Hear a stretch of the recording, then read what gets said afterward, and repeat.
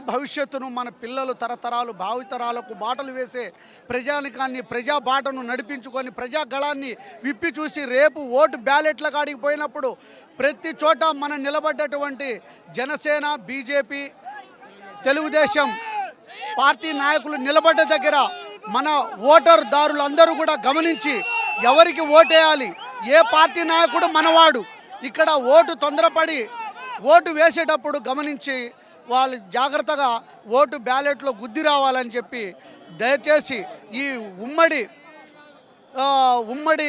ఉమ్మడిగా ఉన్నటువంటి పార్టీని ఈ జనసేన బీజేపీ తెలుగుదేశం పార్టీని ఏకగ్రీవంగా గెలిపించి ఆ నాయకులను పట్టభద్రం చేసి మీ పిల్లలను మీ భవిష్యత్తును జాగ్రత్తగా కాపాడుకోవాల్సిందిగా జగన్మోహన్ రెడ్డి గారు వాళ్ళ చెల్లెలిద్దరిని బయట పెడితే ఇంతవరకు మాట పెట్టటల్లా, ఇంతవరకు అక్క చెల్లెళ్ళు నిన్ననే ప్రెస్ మీట్ పెట్టారు, అనేక సమస్యల మీద మాట్లాడితే ఇంతవరకు కౌంటర్ లేదు వాళ్ళు ఏం చెప్పాల్సింది అనేది. దయచేసి వాళ్ళు ఒక్కటే అంటారు, అక్క చెల్లెళ్ళు ఇలాంటి గవర్నమెంట్కి ఓటే కాకుండా వచ్చే రక్త చరిత్ర వస్తుంది, దయచేసి వద్దని చెప్తున్నారు. అందుకని ఈ ఓటర్ మహాశయులందరికీ కూడా మనం ఒకటే చేయాల్సింది, ఒక్క బాధ్యత ఉంది, గమనించాలి. ఎవరు ఏం చేస్తున్నారు అనేది ఇక్కడ ముఖ్యం కాదు. ఎవరు వచ్చినా ఏ గవర్నమెంట్ వచ్చినా అది వేరు, కానీ వాస్తవం ఏమిటి అవాస్తవం ఏమిటి అనేది కూడా మనం గమనించలేకపోతే మన జీవితలాగమైతే. అందుకని దయచేసి రాబోయే రోజుల్లో ఏది మంచిది అనుకుంటే దానికి ఓటేసి ఆ గవర్నమెంట్ను బాగు చేయకపోతే ఇబ్బంది పడతారు. దయచేసి ప్రజాస్వామ్యాన్ని అందరిని కూడా మేము కోరుకునేది ఒకటే, ఆ పార్టీ అని కాదు, ఇటు జనసేన అటు బీజేపీ ఇటు టీడీపీ అందరూ కలిసి ఒక మహత్తరమైన కార్యక్రమం నిర్వహిస్తున్నారు. దానికి అందరూ సపోర్ట్ చేసి ఈ దుర్మార్గమైన పాలన తరిగికొట్టకపోతే బాధ్యత ఉండదని కూడా మీ అందరికి మనవి చేస్తూ సెలవు తీసుకుంటున్నాను. తినకుండా బ్రహ్మనాయుడు అన్యాయం కొట్టుకొని పోవాలి. ఈ దెబ్బతో అభివృద్ధి అని చెప్తాడు కానీ ఏం చేసింది లేదు. అన్ని పొలాలు కొనుక్కోవడమే అంతా.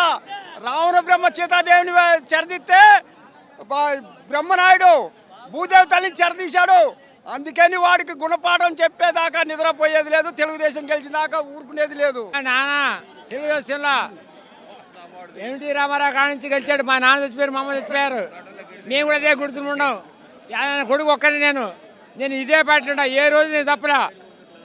మా కొత్తటిపాలెం ₹3 కొత్తటిపాలెం నేనా ఇవాళ గుర్తింపు కోసము ఏదో మా దగ్గర నేను రాబట్టుకుంటున్నా అని నిలబెడుతున్నా. నీళ్ళు పోసి ₹10,000 కీనప్పుడు ఇల్లు కట్టారు. $2 లక్షలు మనకి ఇల్లు కావటంలా. ఆ రోజు ఇల్లు అయినాయి.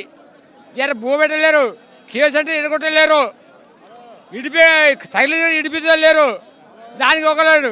ఈ ఒక్కటి మేము నిలబెట్టుకోవాలని కోరుకుంటున్నా. సత్తనపల్లి నియోజకవర్గం నగరికల మండలం కుంకలగుంట గ్రామం నుంచి వస్తున్నాము.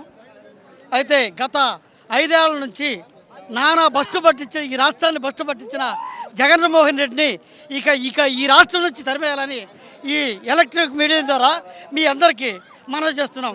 ప్రతి ఒక్క ఓట్లు గుర్తుంచుకొని ప్రతి సత్తనపల్లి నియోజకవర్గం కానీ ఇప్పుడు ముగ్గురు నాయకులు కలిసి పార్టీని ముందుకు నడుపుతున్నారు. కాబట్టి ప్రతి ఒక్కరు ఆలోచించుకొని తెలుగుదేశం బలపరిచిన పార్టీల ఓటుకి ఓట్లేసి మంచి మెజార్టీ కల్పించాల్సిందిగా మనం చేస్తున్నాం. జై తెలుగుదేశం, జై తెలుగుదేశం. నా పేరు మహేంద్ర. మేము చిలకలూరుపేట నియోజకవర్గం పురుషోపట్నం నుండి వచ్చాం. ఈ 3 పార్టీల కలయిక వల్ల ప్రజాప్రభుత్వాన్ని స్థాపించబోతున్నాం. 45 రోజుల్లో జగన్ ప్రభుత్వం ఇంటికి పోవడం ఖాయం. ప్లస్ 165 సీటులతో ప్రజాప్రభుత్వాన్ని ప్రజా పరిపాలనని 145 రోజుల్లో మన ఆంధ్రప్రదేశ్ నవతరాన్ని మార్చి కొత్త ప్రభుత్వాన్ని స్థాపించబోతున్నాం. యువతకి నిదర్శనంగా, యువతకి ఆదర్శంగా ఈ 3 పార్టీలు అనేవి కలయిక అనేది ఒక శుభ పరిణామంగా భావిస్తున్నాం. గత ప్రభుత్వం అలివికాని హామీలు ఇచ్చి అలివికాని విధంగా ప్రజల్ని మోసం చేసింది.